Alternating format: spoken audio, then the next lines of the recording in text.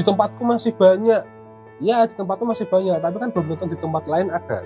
Ini kalau dijual per kilo itu murah, 50 per kilo, kadang 20 per kilo, tapi ya itu dalam kondisi mati.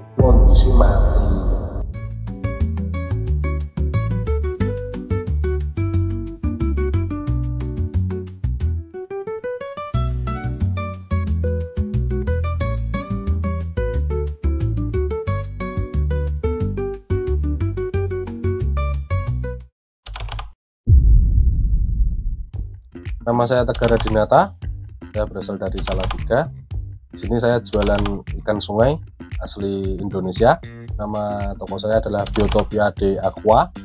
Lokasi toko saya berada di Desa Cinderjo, Tingkir, RT 207. Cari saja Gang Manggis. Toko saya nanti ada di rumahan, mentok sebelah kanan, pas nanti ada ruangan untuk ikan sendiri. Awal mula suka ikan sungai itu gara-gara apa, Mas? Awal suka ikan sungai itu gara-gara waktu itu ke pasar mau beli ikan. Jadi tuh setiap hari tuh ikan sama aja mas, ikan-ikannya ya, mulai dari neon kardinal atau neon biasa, nanti ada Sumatera. Intinya tuh mulai dari pasar nggak ada perubahan sama sekali untuk ikannya. Jadi itu aja terus setiap tahun.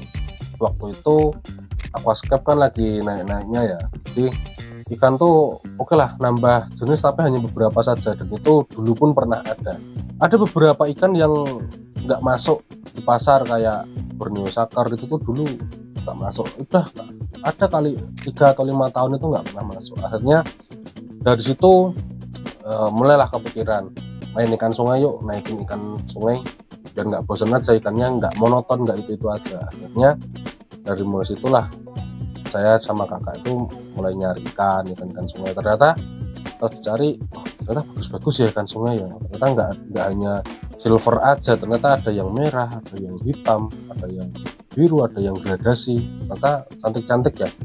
Nah setelah mulai itulah kita cari-cari ikan, nemu salah satu platform di Facebook itu namanya Freshwater Fish of Indonesia atau FFOI. Nah di situ adalah perkumpulan orang-orang yang suka sama ikan sungai lah. Nah di situ mulai belajar.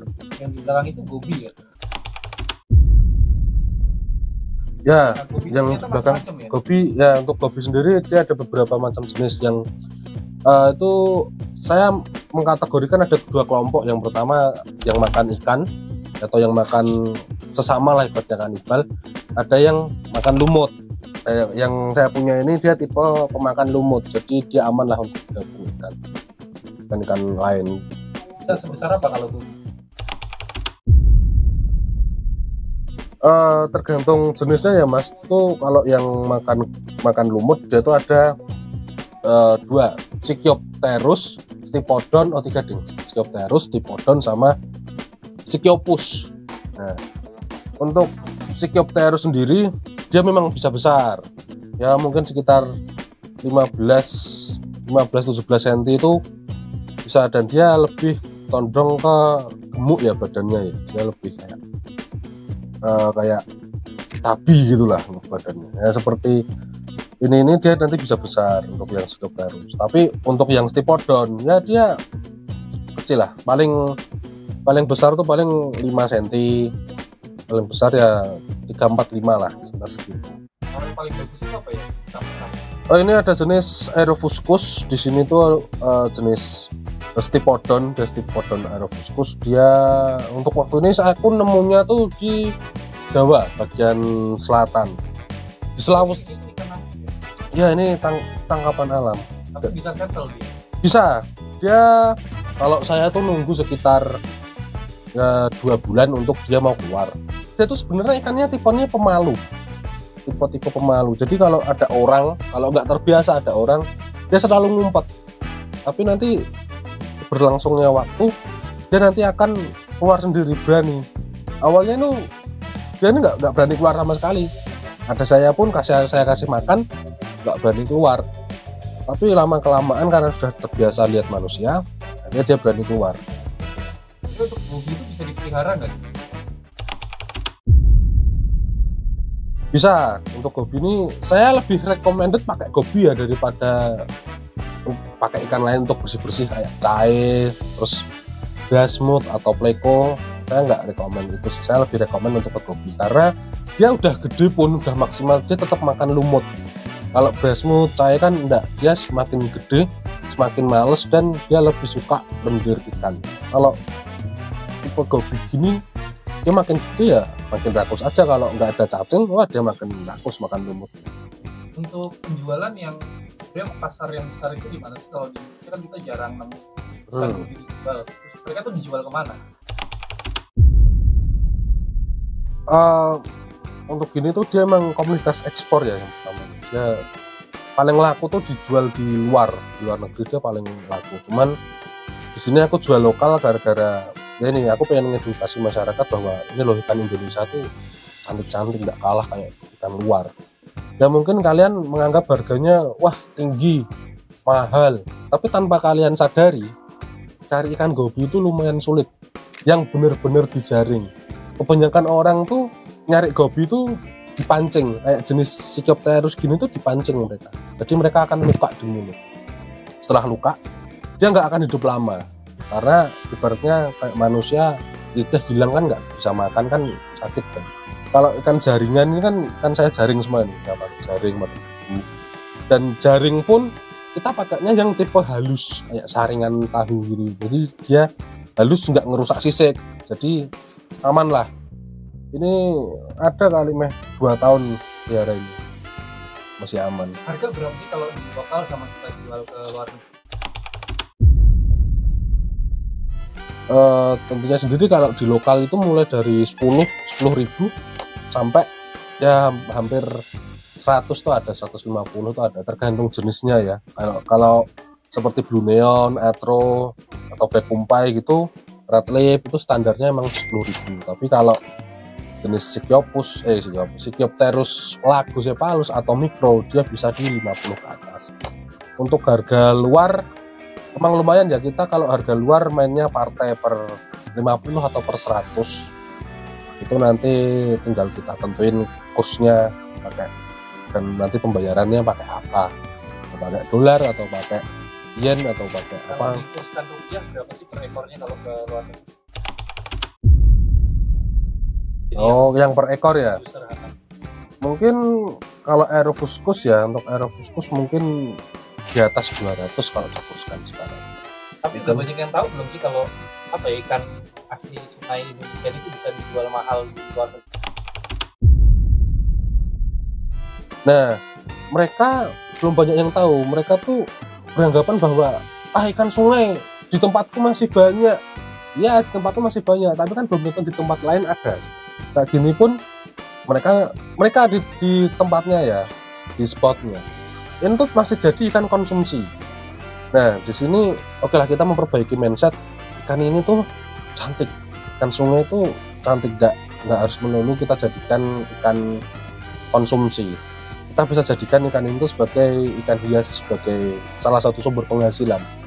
Ini kalau dijual per kilo itu murah, 50 per kilo, kadang 20 per kilo, tapi ya itu dalam kondisi mati, tinggal goreng aja ibaratnya. Kalau tujuannya masih di pelihara ini dari kapan? Ini aku pelihara ini tuh dari 2000. Mulai hobi. Oh mulai hobi itu dari SMP itu mungkin 2018 2019 itu saya mulai main ikan lokal. Nah tujuannya apa mas? Lebih ke untuk memperkenalkan atau hobi? Nah tujuan saya yang pertama itu untuk memperkenalkan, untuk mengedukasi bahwa ya ini tadi ikan lokal tuh cantik. Janganlah kita rusak sungai kita lah. Kita jaga sungai kita biar ikan ini tuh biar tetap hidup di habitatnya tuh, biar tetap ada. Kalau misalkan ada yang mau beli nih di Jakarta atau di luar kota Salatiga, gimana caranya? Nah, kita bisa kirim-kirim via Tiki ya, via paket atau mau bus atau travel kita bisa, tapi kita usahain ikan tetap hidup di jalan. Jadi ibarat sampean minta reguler, untuk saya menyarankan 1 hari sampai Itu karena apa, ikan biar tetap hidup, biar sampean juga tetap punya ikan dan nggak mati di jalan. Dan itu nanti untuk misal Anda ingin beli untuk sehari sampai, itu nanti saya garansi 100% kalau misal mati di jalan saya tuker ikan atau uang kembali. Kalau misalkan mau belajar juga bisa ya? Belajar juga bisa mungkin, atau mau pengen tahu atau pengen ngerti tentang ikan-ikan lokal atau main-main aja ke sini bisa. Ikan ya, seperti ini bisa makan pelet ya? Bisa, yang penting ada temennya makan pelet. Nggak harus selalu makan itu ya? Nggak harus makan itu, penting ada ikan mau makan pelet nih.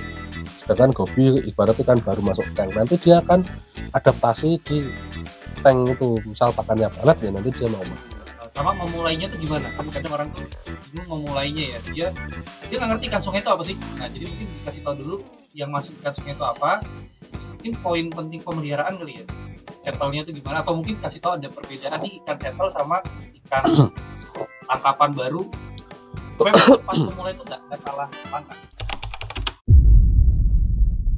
Bagaimana untuk mengetahui cara settle ikan atau tidaknya? Ibarat ikan baru, kita lihat dulu. Kalau ikan settle di akuarium, dia pasti ikannya tenang, nggak grobiakan gitu, nggak berenang-renang gitu, nggak kayak gobi aja lah. Gobi ikan baru di akuarium dia pasti akan kesana kesini. Nah, cara tahu settle atau enggak, kalau untuk gobi dia tenang, dia ikan itu udah kalem, ibaratnya itu udah gampang lah nangkapnya. Nah itu udah bisa dikatakan settle, dan dia ikannya tuh nggak lemes, bahkan kalau dikejar tuh dia masih ada tenaga. Itu ikan settle. Ini ikan sehat lah. Untuk cara lihat sakit atau enggaknya dilihat dari lincahannya juga. Ibarat ikan lama kalau masih lincah sudah dikatakan dia sudah settle.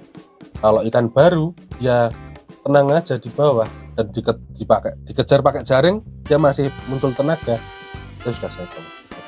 Untuk membedakan ikan lama yang sudah settle sama ikan baru yang sudah settle gitu. Ayo kita pelihara ikan lokal ya, kita mulai dari ikan-ikan terdekat dulu aja lah ya. Mungkin ikan water, ikan cucut, yang penting jangan cere, karena cere dia dari Amerika ya, dia dibawa ke sini untuk membasmi nyamuk. Ayo kita pelihara ikan lokal gini.